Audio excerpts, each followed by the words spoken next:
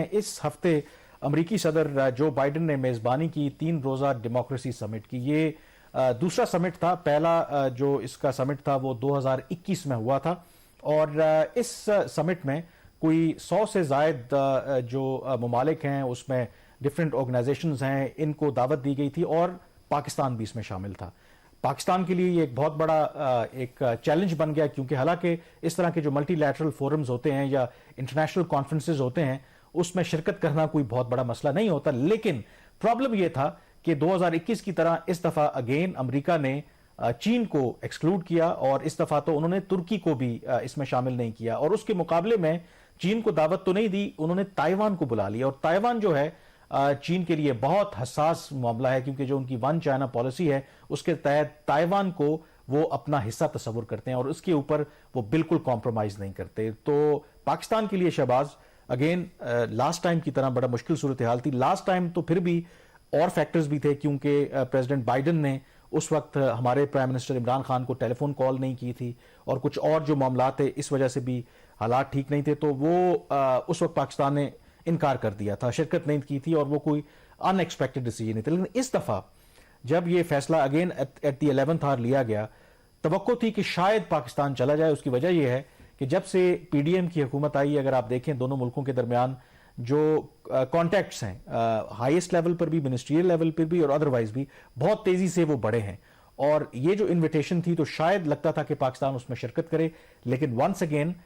پاکستان نے ڈیسائیڈ کیا کہ ہم نے نہیں جانا, اور اس کی ایک ڈپلومیٹک سی محتاط سٹیٹمنٹ انہوں نے ضرور جاری کی ہے کہ دیکھیں ہم امریکہ کے ساتھ اپنے تعلقات کو بہت اہمیت دیتے ہیں, خاص کر کے بائیڈن انتظامیہ کے دور میں دونوں ملکوں کے درمیان تعلقات بڑے زبردست ہوئے ہیں. اور جہاں تک ڈیموکریسی سمٹ کی بات ہے, ہم نے کیونکہ پہلے سمٹ میں شرکت نہیں کی تھی, اب یہ بڑا ایڈوانس لیول پہ چلا گیا ہے, اور اس لیے ہماری شرکت کرنا اس میں بنتا نہیں ہے. ہم انفرادی طور پر جمہوریت, انسانی حقوق اور کرپشن کے خلاف جو جنگ ہے ان تمام ممالک کے ساتھ انگیج کریں گے. مین کہ ہم نے امریکی صدر جو بائیڈن کی جو آفر ہے اس کو ایک دفعہ پھر ٹھکرا دیا. دیکھیے اس میں 2-3 چیزیں اسے کلیئر ہو جاتی ہیں, جو ہم بریک سے پہلے بات کر رہے تھے نا, کہ جو فیکٹرز ہیں لگتا ہے پاکستان سنجیدہ نہیں ہے پروگرام کرنے کے آئی ایم ایف.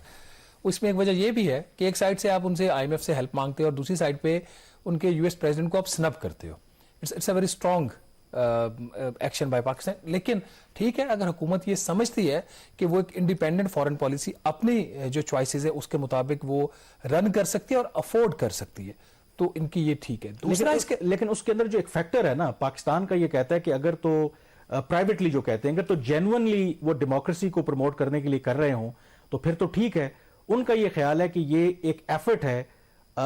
چائنا کو ٹارگٹ کرنے کی, رشیا کو ٹارگٹ کرنے کی, اور پاکستان کہتا ہے کہ ہماری, میں جو بیہائنڈ دا سین کچھ لوگوں سے بات ہوئی پاکستانی حکام سے, تو وہ جو یہ کہتے ہیں کہ ہماری تو پالیسی ہے کہ ہم نے ان 2 بڑوں کی لڑائی میں اپنے آپ کو الگ رکھنا ہے. الگ نہیں ہوئے. اگلی بات یہ کر رہے تھے, ہماری انٹرپریٹیشن یہ ہے کہ نہ جانے کا مطلب یہ ہے کہ ہم نیوٹرل ہیں. امریکہ اس کو انٹرپریٹ کرتا ہے کہ نو, آپ چین کے کیمپ میں چلے گئے. یہ وہی صورتحال ہے 2001 والی, ود اس اور اگینسٹ اس. ٹھیک ہے, اب یہ بات کلیئر ہو گئی آپ کی کہ پاکستان جو ہے وہ can not and should not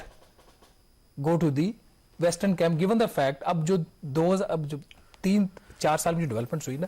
ہم نے مغرب کے دباؤ کے اوپر, اور جس نے آئی ایم ایف کو ایز اے ٹول یوز کیا, ہم نے سی پیک کو سلو کر دیا, اور 2018 آنورڈس سی پیک کے اوپر کوئی کام نہیں ہوا. ابھی بھی کوئی کام نہیں ہوا پچھلے 1 سال سے, لیکن اس میں تو بالکل چیزیں سلو ڈاؤن ہوگی. ان کا یہ خیال تھا کہ اس سے امریکنز خوش ہو جائیں گے,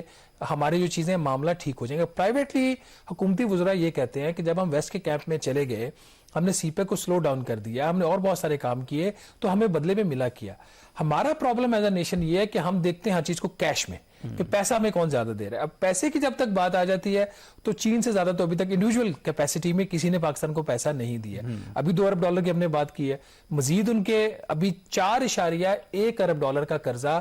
پاکستان نے اپریل سے لے کر جون تک واپس کرنا ہے, جس کے اندر صرف چین سے ریلیٹڈ جو قرضہ ہے کم از کم وہ $2.5 بلین. لیکن اب دیکھیں نا, اس کے اندر جو ایشو ہے, ہم امریکہ جو ہے پاکستان کا لارجسٹ جو ایکسپورٹ ہماری امریکہ میں ہوتی ہے, چین ہمارا سب سے بڑا انویسٹر ہے, اور جو عام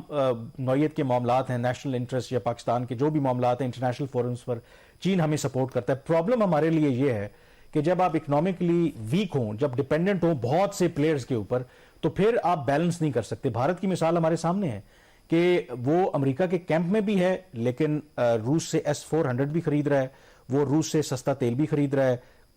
گیس بھی خرید رہا ہے, لیکن وہاں پہ تو امپلیکیشنز نہیں آتی. بھارت کے لیے ٹھیک ہے, میں نے ابھی آپ کو بتایا نا کہ $2.5 ارب ہم نے ابھی مزید واپس کرنا ہے 3 ماہ میں, $2 ارب کا ابھی رول اوور لیا ہے, اس سے پہلے $2 ارب کا کمرشل قرضہ لیا ہے. اس سارے عرصہ کے دوران ویسٹ بیسڈ جو انسٹیٹیوشن تھا IMF, جس سے آپ کو $1.1 ارب آنا تھا وہ نہیں آیا. ورلڈ بینک سے آپ کو $450 ملین کا پالیسی لون چاہیے تھا, وہ نہیں ملا. اور یہی وجہ ہے نا کہ وہ کہتے ہیں کہ باقی کیش تو چھوڑ دیں, اگر امریکہ جو بھی باتیں اتنی کر رہا ہے تو کم از کم IMF کا جو پروگرام ہے اس کو ایکسپیڈائٹ کروانے میں ہماری مدد کر دے